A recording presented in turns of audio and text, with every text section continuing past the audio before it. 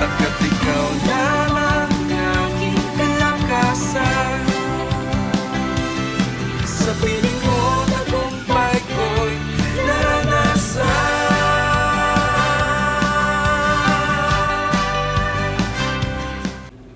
Amen. Purihin po ang ating dakilang Diyos na buhay na sa ating araw-araw ay nagbibigay ng buhay. Kaya nga po ating natatanggap ang pagpapala niya sa atin sa pamamagitan po ng ating pong pakikinig, pagtanggap ng kanyang salita, kasi ito po ay ang ating pagkain spiritual. Kaya kung nasaan ka man kayo, nasa trabaho, nasa tahanan, nasa paaralan, bigyan mo ng panahon na ikaw ay makatanggap ng pagpapala sa Panginoon ngayong araw na ito. Ang aking mababahagi ay nandito po sa John chapter 14 verse 15 to verse 20. Pero bago ko po basahin, tayo po yung manalangin saglit. Panginoon, pagpalain mo po kaming lahat sa aming pakikinig, sa pagtanggap namin ng iyong salita, at patuloy mo ang aming panampalataya ay pag-alabin at patuloy na palakasin. Salamat po sa anointing mo habang kami po ay nakikinig lahat. Ito po ang aming dalangin sa pangalan ng Panginoong Kristo, ang lahat ay magsabi ng Amen. Ang title po na binigay sa atin ng Panginoon is The Fruits of Obedience. Alam niyo po, ang Diyos ay nagnanais ng lahat ng buhay natin dito sa lupa, lalo na kapag tinanggap mo si Jesus bilang Panginoon at tagapagligtas ng buhay mo, ay hindi ka manatili lang sa isang lugar ng buhay mo o kalalagay ng buhay mo. Kasi, ang nais ng Panginoon, ikaw ay mamumunga. Okay? Ibig sabihin, hindi ka mananatili na barren, yung mahirap, walang makain, walang panampalataya, walang pagtitiwala, at bagkos ay namumunga pa ng mga worry, ng mga fear. So, ganyan ang nangyari sa mundo na walang pananampalataya sa Diyos. Pero kapag isang tao ay nanampalataya sa Panginoong Kristo, tinanggap si Jesus bilang Panginoon tagapagligtas ng buhay, magiging fruitful ang buhay niya.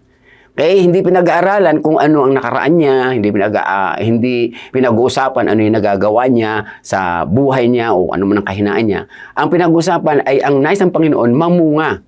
Kaya nga po, ang ginawa ng Diyos, pinatawad tayong lahat ng mga makasalanan para maalis po ang mga makasalanan ng pamumuhay, mapalitan ito ng pamumuhay na kalooban ng Diyos, ang kabanalan ng Diyos, kalooban ng Diyos. Naku po, mamumunga po talaga tayo. Because since the beginning of time, yung po ang pangako ng Panginoon kay Eva at Adan, okay, be fruitful and multiply.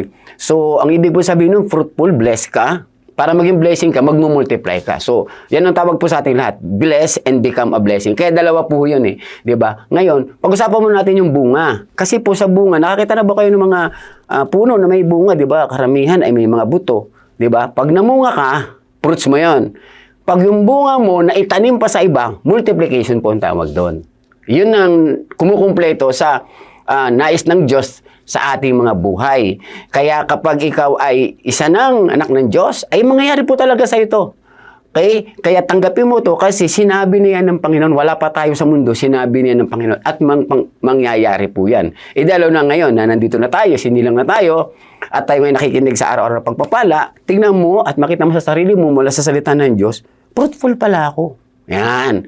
Ano ba yung dapat kong gawin para ako ay maging fruitful? Kasi susunod nun ay multiplication. So para hindi masayang yon, ayan ay ating tunghayan, tignan, basahin, pag-aralan mo mula sa salita ng Diyos. Kasi sabi niya po dito, kung iniibig ninyo ako, tutuparin ninyo ang aking mga itinuturo. John chapter 14 verse 15 to 20. Dadalangin ako sa Ama upang kayo bigyan niya ng isa pang tagapagtanggol na magiging kasama ninyo magpakailan paman. Sino yon?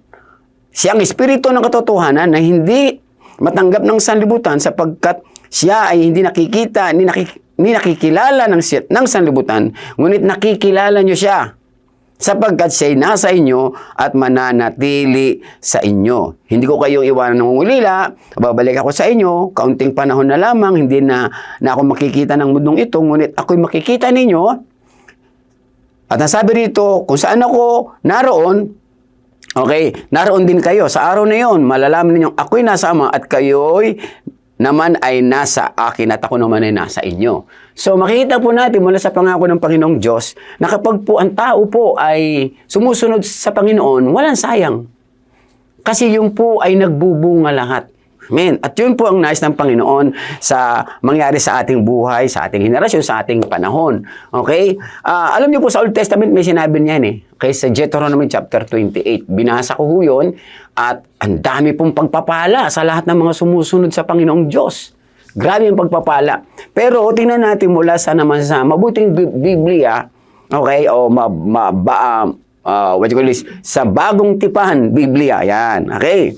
Ang bunga po kapag ang isang tao ay sumusunod sa Diyos, sa John 15:40 naman, siya po ay nagiging kaibigan ng Diyos.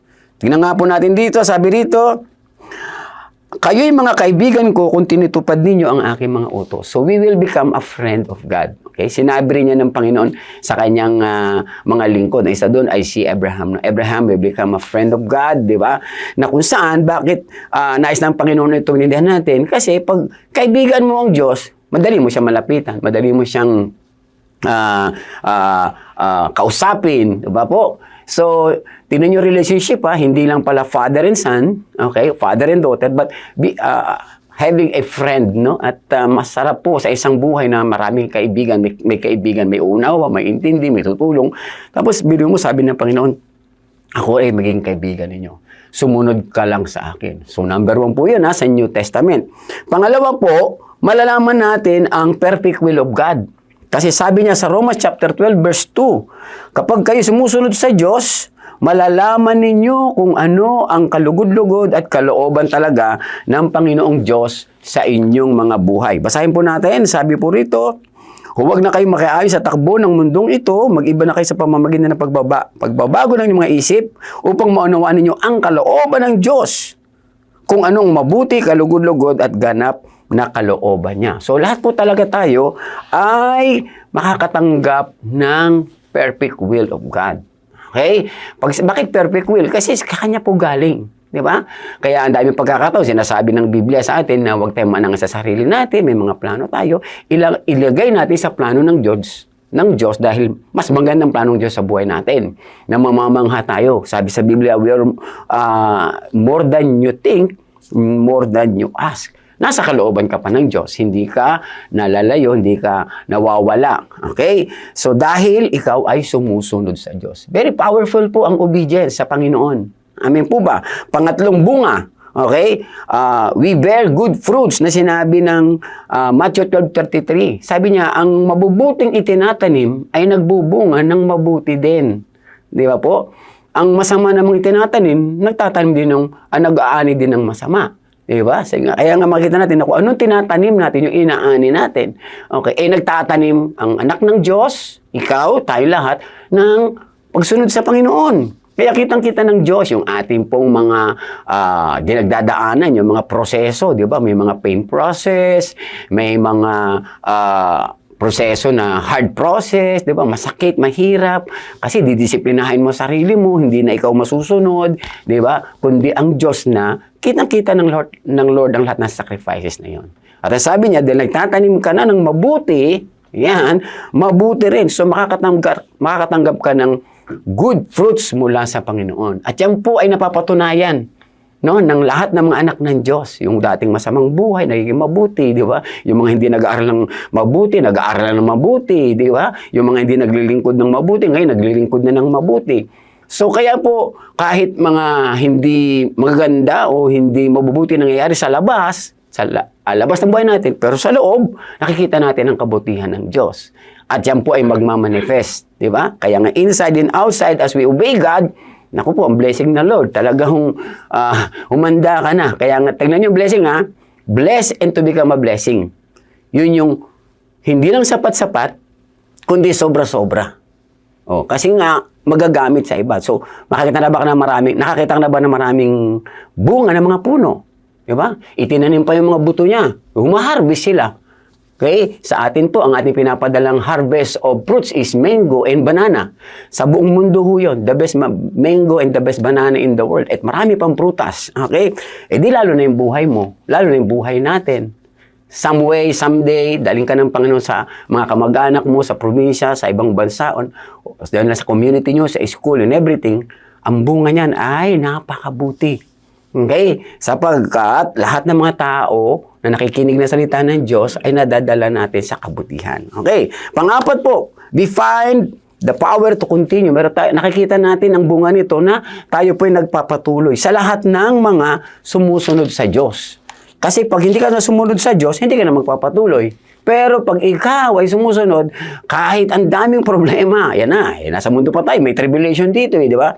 May mga trial and testing, pero makikita mo sarili mo na ikaw pa rin ay nagpapatuloy sa tulong ng banal na Espiritu ng Panginoon. It's not by might nor by power, but by the Spirit of the Lord. Kaya nga, tuloy-tuloy ang pagsunod lamang sa Panginoon. Saan natin makikita yan? Romans chapter 6:16. Hindi ba ninyo alam na kapag nagpasakop kayo sa sinumang inyong sinusunod, ay kayo'y nagiging alipin nito. Maging ito'y kasalanan, hahantong sa kamatayan, o pagsunod sa Diyos, nahahantong sa katwiran. Ngunit salamat sa Diyos, kayong dating mga alipin ng kasalanan ay taus-pusong sumusunod na sa aral, okay, na ibinigay sa inyo, pinalaya na kayo sa kasalanan at kayo ngayon ay alipin na ng katuwiran. So, ngayon, ano raw ngayon? We will continue serving and obeying the Lord. So, walang mababackslide dyan. Okay? Walang titigil kasi dyan. Kasi tuloy, parang puno nga, di ba? Tuloy-tuloy ang bunga sa kapanahunan. Di ba? Umulan, bumagyo. Di ba? As long yan po ay tuloy-tuloy na nakatanim, di ba? Sa atin naman, tuloy-tuloy sumusunod, nako, tuloy-tuloy din ang blessing. Last two, panglima, we find answer to our prayer. Di ba? Sa John 15:16, ano sabi ron? Kapag tayo ay sumusunod sa Panginoon, anong nagiging resulta nito? Ano ang nagiging bunga nito? Sabi rito, John chapter 15 verse 16. Ayun, nakita ko na. Hindi ba ninyo alam? Okay? Oh, hindi niyo akong pinili. Kayo ang pinili ko upang kayo mamunga ng sagana at manatiling bunga nito, upang ano ang hilingin niyo sa Ama sa pangalan ko ay ibibigay sa inyo. O di, anong panglima natin? Nasasagot at natatanggap natin ang sagot mula sa ating mga panalangin. We receive the answer prayer or our answer prayer to the Lord. Okay? And last, okay? Sabi sa John 15 verse 7 to 8, basahin ko muna saglit. Ano sabi dito? Kung nananatili kayo sa akin at nananatili sa inyo aking mga salita, hingiin ninyo ang namang nais ninyo at ibibigay sa inyo. Bakit? Sapagkat napaparangalan ang aking Ama kapag kayo masagan ng nagbubunga bilang aking mga alagad. So ano ibig sabihin yan? Okay? Kapag po tayo namumunga, nabibigyan ng luwalhati ang Panginoon. So, kumpleto po ang binibigay sa atin ng Panginoon ng mga bunga. Number one, we will become a friend of God. Okay? We start to know the perfect will of God. We have a bear fruit. Ayan. And we receive the power to continue in the Lord. And we receive the answer, our prayer in the Lord.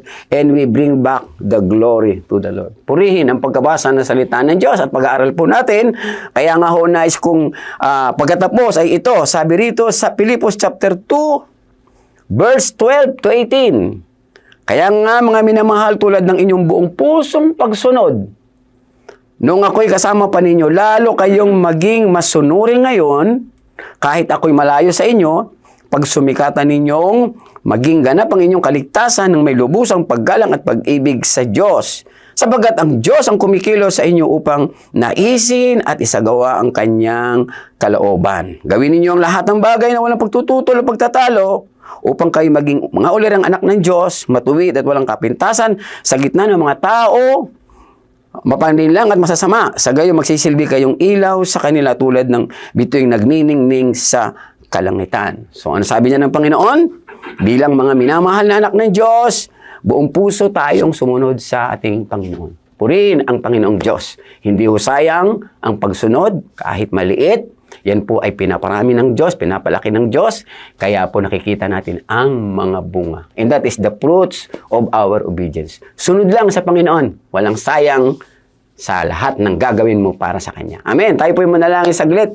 Panginoon, aming Diyos, maraming po salamat sapagkat mula sa iyong salita, tinuturuan mo kaming sumunod sa iyo. Salamat po sapagkat kami mga anak mo, pagka natuto kami maging masunurin, Lord, susunodin yung pagpapala na kailangan namin, Panginoon. Kaya hindi na namin pahirapan namin sarili na hanapin ng pagpapala. o paghirapan pa mga pagpapala kasi sinusunod mo na lang yan sa amin. As we follow you, as we obey you, Lord, mula sa iyong pagkatawag sa amin na kami po, Lord God, ay i-bless mo at magiging blessing din sa iba. Pagpalain mo po ang aming bayan at ang aming mga kababayan.